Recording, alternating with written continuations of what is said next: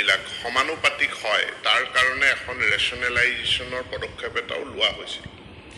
এতিয়া বদলীকৰণ আৰু ৰেচনেলাইজেশ্যন এই দুয়োটা একেটা সময়তে চলাবলৈ অসুবিধা, আৰু সেইকাৰণে আমি এটা বিভাগীয় পলিচি গ্ৰহণ কৰিছিলোঁ যে প্ৰথম বদলীকৰণ হ'ব গৰম বন্ধৰ সময়ত, আৰু তাৰ পাছত ৰেচনেলাইজেশ্যন বা সমানুপাতিক শিক্ষকৰ বিতৰণৰ পদক্ষেপটো লোৱা যাব।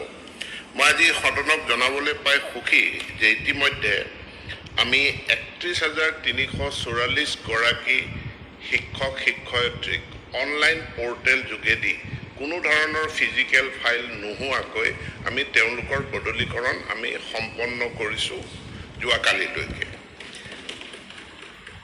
শিক্ষকসকলৰ যি বিভিন্ন তেওঁলোকৰ দুৰ্গম অঞ্চলত পোষ্টিং হয়, তাত বিভিন্ন ধৰণৰ অসুবিধা বিশেষকৈ আমাৰ মহিলা শিক্ষয়িত্ৰীসকলে ভুগিব লগা হয়। গতিকে মহিলা শিক্ষয়িত্ৰীসকলৰ ক্ষেত্ৰত আমি বিশেষ গুৰুত্ব প্ৰদান কৰি ৰেচনেলাইজেশ্যনৰ পদক্ষেপ আমি আৰম্ভ কৰিলোঁ, আৰু খুব সোনকালে আমি ইয়াত সমাপনো কৰিম। যিহেতু শিক্ষকসকল কিছুমান দুৰ্গম অঞ্চলত, বিশেষকৈ চৰ চাপৰি অঞ্চলত বা পাৰ্বত্য অঞ্চলত যিসকল শিক্ষক শিক্ষয়িত্ৰীৰ পোষ্টিং হয়, সেই শিক্ষক শিক্ষয়িত্ৰীসকলৰ নিৰাপত্তাৰ বিষয়টোত স্থানীয় ৰাইজে, স্থানীয় সমাজখনে, জনপ্ৰতিনিধিসকলেও খুব সংবেদনশীল হৈ তেওঁলোকক নিৰাপত্তা দিয়াৰ ক্ষেত্ৰত বা তেওঁলোকক কমফৰ্টেবল কৰাৰ ক্ষেত্ৰত ব্যৱস্থা গ্ৰহণ কৰিব লাগে। বহু অঞ্চল আছে 2খন 3খন 2টা 3টা ঘাট পাৰ হৈ পেলাই শিক্ষয়িত্ৰীসকল যাব লাগে। গতিকে আমি ৰেচনেলাইজেশ্যনৰ যি বিধি আছে, OM আমি প্ৰস্তুত কৰিছোঁ, তাত আমি পৰাপক্ষত দুৰ্গম অঞ্চলবিলাকত শিক্ষয়িত্ৰীক নিযুক্তি, তেওঁলোকক প্লেচমেণ্ট আমি নিদিয়াৰ কাৰণেই পক্ষপাতি। কিন্তু এই দূৰৱৰ্তী অঞ্চলবিলাকতে শিক্ষকৰ নাটনিও যিহেতু আছে, গতিকে আমি একেটা সময়তে বিদ্যালয়সমূহত PTR মেইনটেইন কৰাৰ বিষয়টোও চাব লাগে, আনহাতে শিক্ষক শিক্ষয়িত্ৰীসকলৰ নিৰাপত্তাৰ বিষয়টোও চাব লাগে।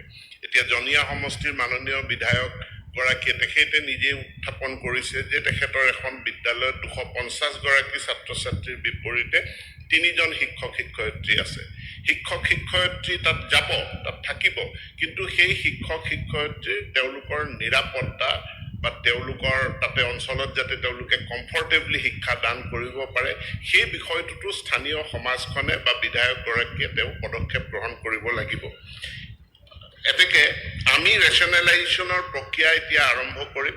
মই মাননীয় বিধায়ক, মৰিগাঁও সমষ্টিৰ বিধায়ক ৰমাকান্ত দেউৰী ডাঙৰীয়াৰ কথাখিনি মই আজি ইয়াত অৱগত হোৱাৰ পাছত আমি নিশ্চিতভাৱে এই কথাটো চাম যাতে আমি শিক্ষয়িত্ৰীসকলক বিশেষভাৱে তেওঁলোকক দুৰ্গম অসুবিধা বা তেওঁলোকে য'ত নিৰাপত্তাজনিত সমস্যাৰ সন্মুখীন হৈছে বা য'ত তেওঁলোকে তেওঁলোকৰ নিজৰ শালীনতা মৰ্যাদা সহকাৰে সেৱা আগবঢ়োৱাত সমস্যাৰ সন্মুখীন হৈছে, সেইখিনি সমস্যা আমি ৰেচনেলাইজেশ্যন প্ৰক্ৰিয়াৰ মাজতে আমি যাতে সমাধান কৰাৰ কাৰণে আমি ব্যৱস্থা গ্ৰহণ কৰিব পাৰোঁ, তাৰ পদক্ষেপ নিশ্চিতভাৱে ল'ম।